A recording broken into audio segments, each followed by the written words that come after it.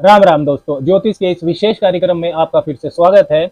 1 मई 2024 को देवगुरु बृहस्पति राशि परिवर्तन करेंगे। अपने मित्र मंगल की मेष राशि से निकलकर वो वृषभ राशि में प्रवेश करेंगे। इस गोचर की सबसे महत्वपूर्ण बात को समझने के लिए हमें देवगुरु बृहस्पति और वृषभ राशि के गुणों यानी कि कारकत्व को समझना होगा। विजडम, विवेक, मार्गदर्शन, तरक्की, ग्रोथ, वृद्धि, एक्सपेंशन, लक फैक्टर, ऑप्टिमिज्म, आगे बढ़ने के नए अवसर, इन सब का कारकत्व देवगुरु बृहस्पति के पास होता है। वृषभ राशि के स्वामी शुक्र बनते हैं। नेचुरल जोड़ी है काल पुरुष का जन्मांक जो मेष लगन का होता है, उसमें वृषभ राशि दूसरे भाव में आती है। तो धन की बचत, सेविंग, वेल्थ एकमुलेशन, इन सब का संबंध वृषभ राशि से होता है। साथ ही हर तरह का जो प्लेजर होता है, खुशी होती है, किसी भी तरह की खुशी, चाहे वो कपड़े पहनने की खुशी हो, रिश्तों की खुशी हो, अच्छा भोजन करने की खुशी हो, गहनों की खुशी हो, इसका संबंध भी वृषभ राशि से होता है। तो देवगुरु बृहस्पति का वृषभ राशि में गोचर ये सीधा संकेत देता है कि आपके ज्ञान, विजडम और इंटेलिजेंस का इस्तेमाल अब धन की बचत करने पर होगा। फाइनेंशियल स्टेबिलिटी पाना प्रायोरिटी होगी। देवगुरु बृहस्पति वृषभ राशि में गोचर करते हुए कृतिका, रोहिणी और मृगशिरा नक्षत्रों से गुजरेंगे। कृतिका नक्षत्र के स्वामी सूर्य हैं, रोहिणी नक्षत्र चंद्रमा का है और मृगशिरा नक्षत्र मंगल का है। तो बृहस्पति और शुक्र के बीच में मित्रवत संबंध नहीं है, लेकिन देवगुरु बृहस्पति सूर्य, चंद्र और मंगल तीनों के परम मित्र है। तो बृहस्पति वृषभ राशि में यानी कि शत्रु राशि में संचरण करते हुए भी अपने मित्र घरों के नक्षत्रों में संचरण करेंगे। ये बहुत महत्वपूर्ण बात है। 1 मई 2024 से 14 मई 2025 तक बृहस्पति वृषभ राशि में ही गोचर करेंगे और इस गोचर के दौरान वो अपनी 5वीं, 7वीं और 9वीं दृष्टियों से कन्या राशि, वृश्चिक राशि और मकर राशियों पर भी प्रभाव डालेंगे। देवगुरु बृहस्पति के इस राशि परिवर्तन का मिथुन वालों पर, जेमिनी पीपल पर क्या प्रभाव रहेगा, इसी की विस्तार से चर्चा हम इस वीडियो में करेंगे। चंद्र राशि, जन्म की राशि पर यह वीडियो आधारित है। आप इसको लगन की राशि से भी देख सकते हैं। अच्छा तो यही होगा कि आप इसको दोनों से देखिए, चंद्र राशि से भी और लगन की राशि से भी। यदि दोनों से गोचर फल आपको शुभ मिलता है तो ये आने वाला वर्ष आपके लिए बेहतरीन रहेगा, ग्रोथ वाला पीरियड रहेगा। लेकिन अगर एक से शुभ और एक से अशुभ मिलता है तो आपको परिणाम भी मिश्रित मिलेंगे, शुभ भी और अशुभ भी। यदि दोनों से ही गोचर फल अशुभ है तो आपको काफी अलर्ट रहने की जरूरत है, आपको सावधान रहना होगा। मिथुन वालों के लिए देवगुरु बृहस्पति आपके सप्तम और दसम भाव के स्वामी बनते हैं तथा वृषभ राशि में उनका यह गोचर आपके 12वें भाव से हो रहा है। 12वें भाव से बृहस्पति की जो 5वीं, 7वीं और 9वीं दृष्टियां हैं, ये आपके चतुर्थ भाव, छठे भाव और अष्टम भाव को प्रभावित करेंगी। अब बृहस्पति 7वें और 10वें भाव की चीजों को अपने कारकत्व के साथ मिक्स करके आपको 12वें भाव का फल देंगे। 12वें भाव को अगर हम समझें तो 12वां भाव होता है व्यय का, खर्चों का, एक्सपेंसिस का, चाहे वो व्यय धन का हो, समय का हो या किसी भी तरह से एनर्जी का व्यय हो। आइसोलेशन, अलगाव, फॉरेन ट्रैवल, विदेशी कार्य, जेल, हॉस्पिटल, मठ, आश्रम, मोक्ष, अध्यात्म, चैरिटी, दान करना, योगा, मेडिटेशन, शैया सुख, आपकी नींद, इन सब का संबंध 12वें भाव से होता है। 12वें भाव में बृहस्पति का गोचर बहुत ज्यादा शुभ नहीं होता है। धैर्य से आपको चलना होगा, आपकी विजडम और विवेक का व्यय होगा। जीवन के बड़े और महत्वपूर्ण निर्णय आपको सोच समझ कर लेने चाहिए इस पीरियड में। बुजुर्गों व सीनियर्स की सलाह और मार्गदर्शन पर आपको विशेष ध्यान देना है। धन खर्च, एक्सपेंसेस आपके बढ़ेंगे, उनके नियंत्रण पर आपको ध्यान देना है। देवगुरु बृहस्पति की जो 5वीं दृष्टि है वो आपके चतुर्थ भाव पर रहेगी, जो प्रॉपर्टी, घर, जमीन, वाहन को दिखाता है।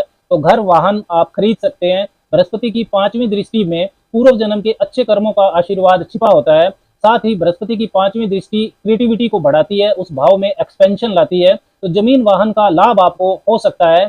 चौथे भाव में इस समय आपके केतु गोचर कर रहे हैं, जो मानसिक शांति के तत्व को कमजोर करते हैं, पारिवारिक वाद विवाद को बढ़ाते हैं, माता के साथ रिश्तों में तनाव उत्पन्न करते हैं। तो केतु के इन नेगेटिव जो रिजल्ट्स हैं, इन पर भी नियंत्रण होगा जब देवगुरु बृहस्पति की 5वीं दृष्टि केतु पर रहेगी। आपकी पूर्वाभास की शक्ति, इंट्यूटिव पावर आपकी अच्छी हो सकती है, वो आपको सही रास्ता दिखा सकती है। इसलिए देवगुरु बृहस्पति के 12वें भाव में गोचर के दौरान मिथुन वालों को भौतिक चीजों की बजाय अध्यात्म, योगा, मेडिटेशन पर फोकस करना चाहिए। आपकी दशा अंतरदशा यदि खराब चल रही है तो लड़ाई झगड़े में, आपके खुद का स्वास्थ्य खराब होने पर, जीवन साथी का स्वास्थ्य खराब होने पर या माता के स्वास्थ्य पर आपका खर्चा हो सकता है। काम भाव, 7वें भाव के स्वामी होकर देवगुरु बृहस्पति शैया सुख के भाव 12वें भाव में गोचर करते हुए अपनी 9वीं नीच दृष्टि से गुप्त चीजों के भाव अष्टम भाव पर दृष्टि डालेंगे। तो आपका नैतिक पतन भी हो सकता है, इस चीज का आपको ध्यान रखना है। इन नेगेटिव एक्सपेंसेस, नकारात्मक परिणामों से बचने के लिए जो सबसे बड़ी रेमेडी, सबसे बड़ा उपाय है वो यही है कि आप स्वयं से ही कुछ खर्चा ज्ञान प्राप्ति पर, आध्यात्मिक कार्यों पर, दान धर्म कर्म पर करना शुरू कर दें। योगा मेडिटेशन पर आपका फोकस होना ही चाहिए। इसके साथ ही यदि आपकी महादशा अंतरदशा अच्छी चल रही है तो इस गोचर के दौरान आप बुरी आदतों को, गैम्बलिंग, स्मोकिंग यदि आप छोड़ना चाहते हैं तो आपका प्रयास सफल हो सकता है। इस पीरियड में आप गुप्त विद्याएं, ज्योतिष वगैरह सीख सकते हैं। देवगुरु बृहस्पति 10वें भाव के स्वामी होकर भी 12वें भाव में है और 10वें भाव से कैरियर, विशेषकर नौकरी को, जॉब को देखा जाता है। अपने से तीसरी स्थिति ये बनती है। 12th house is third from 10th। 12वां भाव जो होता है ये 10वें से तीसरा भाव होता है और जो तीसरी स्थिति होती है ये मेहनत को दिखाती है, एफर्ट्स को दिखाती है। तो कैरियर, नौकरी में मेहनत आपकी बढ़ेगी, लेकिन हो सकता है कि उस मेहनत का पूरा फल आपको ना मिले। आपके 10वें भाव में राहु इस समय गोचर कर रहे हैं, जो आपको जल्दबाजी के साथ पद प्रतिष्ठा बढ़ाने की प्रेरणा देंगे, लेकिन आपको जल्दबाजी से बचना है, पेशेंस रखनी होगी, नहीं तो वर्क प्रेशर बढ़ने से आपको परेशानी होगी। सीनियर्स और कोवर्कर्स के साथ आपके संबंध खराब हो सकते हैं। आपको अपने काम से पहचान, रिकॉग्निशन नहीं मिलेगी। बार बार कार्य क्षेत्र में आपके बदलाव हो सकता है। कैरियर से संबंधित महत्वपूर्ण निर्णय आपको बहुत सोच समझ कर लेने हैं। इसके साथ ही यहाँ यह भी महत्वपूर्ण है कि यदि आपका व्यवसाय या आपकी नौकरी 12वें भाव के कारकत्व से संबंधित है, आप मल्टीनेशनल कंपनी में नौकरी करते हैं, हॉस्पिटल, मठ, आश्रम, लेबोरेटरी में काम करते हैं, आप साइंटिस्ट हैं, रिसर्च करते हैं, योगा मेडिटेशन से आपका काम जुड़ा हुआ है, इंपोर्ट एक्सपोर्ट का आपका काम है, विदेशी चीजों से आपका काम जुड़ा है या फॉरेन ट्रेवल से आपका काम जुड़ा हुआ है, तो आपको एफर्ट्स के बाद लाभ भी हो सकता है। देवगुरु बृहस्पति 7वें भाव के स्वामी होकर भी 12वें भाव में है। 7वां भाव दिखाता है आपके विवाह को, वैवाहिक जीवन को, आपकी रिलेशनशिप्स को, बिजनेस पार्टनरशिप्स को। तो 7वें भाव के स्वामी होकर 12वें भाव में जाना, ये अपने से छठी स्थिति में जाना बनता है। 12वां भाव 7वें भाव से छठा स्थान होता है और छठे स्थान जो होता है ये चुनौतियों का बढ़ जाना इस चीज को दिखाता है। तो 7वें भाव के लिए चैलेंजेस बढ़ सकते हैं, वैवाहिक जीवन में तनाव बढ़ सकता है और इसका कारण आपका कैरियर हो सकता है। कैरियर, जॉब या बिजनेस के कारण जीवन साथी से दूरी बन सकती है। जीवन साथी व फैमिली मेंबर्स के बीच में वाद विवाद बढ़ सकते हैं। जीवन साथी को स्वास्थ्य समस्या भी हो सकती है। देखिए, यहाँ पर दशा और अंतरदशा बहुत महत्वपूर्ण हो जाती है, क्योंकि गोचर आपको वही डिलीवर कर पाता है जो आपकी महादशा और अंतरदशा आपको प्रोमिस कर रही होती है।